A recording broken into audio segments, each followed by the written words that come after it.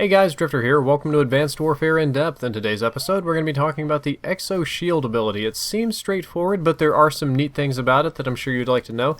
The gameplay that you're seeing right now is me using the S12 shotgun and the Exo Shield along with Exo Stim. I'm playing Hardpoint.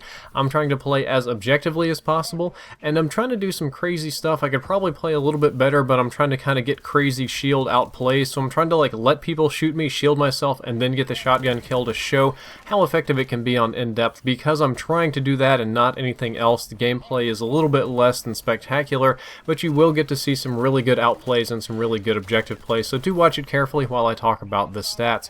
The Exo Shield works essentially just like the Heavy Shield or the Riot Shield from previous games. Just like Young, Old, and Riot Shield, it deflects bullets. I'm pretty sure it does not deflect any explosive damage, but nobody's going to be able to hit you with any bullets, heavy weapons, projectiles, anything like that. Your shield is just going to absorb all of it, so you're completely immune from damage as long as they're hitting the shield. However, it does not cover one of your arms nor your feet. They can still shoot those very easily and cause you to take damage. It takes 0.27 seconds to deploy, or about a quarter second to deploy, and the same amount of time to undeploy. However, on the undeployment, there is a catch. You have to redraw your weapon. We've talked about raise and drop times in the previous episode in the BAL. You have to put your weapon away to put your shield up, and it doesn't seem to count that period of time. However, when you lower your shield, you have to redraw the weapon. So the put away shield to pulling out weapon is always going to be slower. However, there's one way you can fix that. Now, you don't see it in this gameplay because I'm not leveled up high enough to have fast hands, but I'm actually making in-depths faster than I can possibly level up to have optimal classes, but it takes 0.18 seconds to deploy with fast hands, which is faster than before. That's very significant. That'll save your life.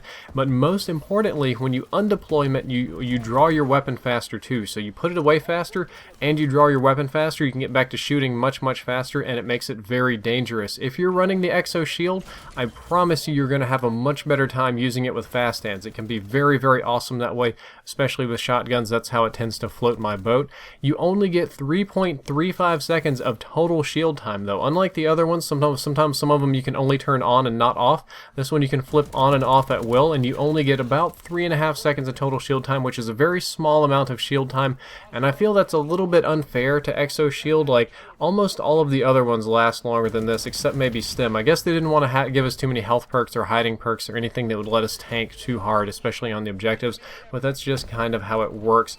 Curiously, I decided to measure the amount of melee time per minute. I'm going to call it smacks per minute, and that's about 75, which is very similar to what Riot Shields have been in previous Call of Duty games. Or if you want to think about it, it's a little bit less than each second per hit. It takes 2 total hits to kill somebody, so each one probably does about 50, maybe 60 damage if they wanted to be safe about it.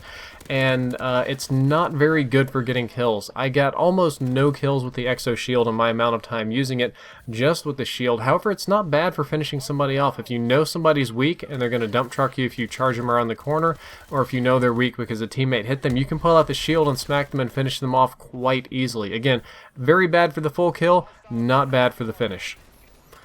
How do I use the Exo Shield? I think it's best used with shotguns or maybe submachine guns in objective-based game modes and used sparingly. If you want to hold the hard point, if you want to capture the momentum flag, if you want to do something like domination, if CTF is not really as useful, any of these sort of area of control game modes, this can be very useful either defending, breaching to contest, or when you really need to outplay somebody in that. I don't think it's very useful at all in Team Deathmatch and Free-for-All or CTF or Uplink or anything like that, but when you have a whole lot of people concentrated in one area like momentum, it can be very good, but also best used sparingly, because you've only got a little bit of time. You kind of want to flip the shield up when you need it and put it away very quickly and save it for later on. Otherwise, it's going to be a 1 or 2 use shield. You want to try to get it to be about a 3 use shield.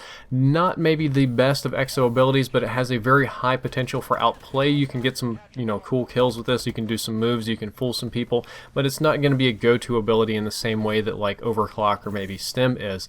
And I'm going to throw one bonus for you here at the end. I'm not high enough level to do this, but in my wildest imaginations, you can become the turtle.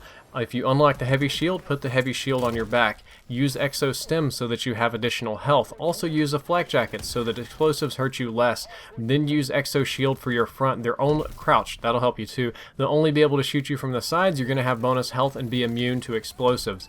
Tank all the things and control the objective until the end of time. Well guys, that's all for this in-depth episode. I hope you enjoyed it and that you learned something useful. If you did, don't forget to like, favorite, and subscribe. The previous video was on the BAL-27 being too strong. You can click the box on the left. It'll open a new window. The next one, I say secret video. To be honest with you, I just don't have a clue what I'm going to make yet. I'm a little bit behind right now, and I'm trying to figure out what the next episode is going to be, so give me a mulligan on this one. And as always, if you enjoyed, don't forget to like, favorite, and subscribe. Drifter out.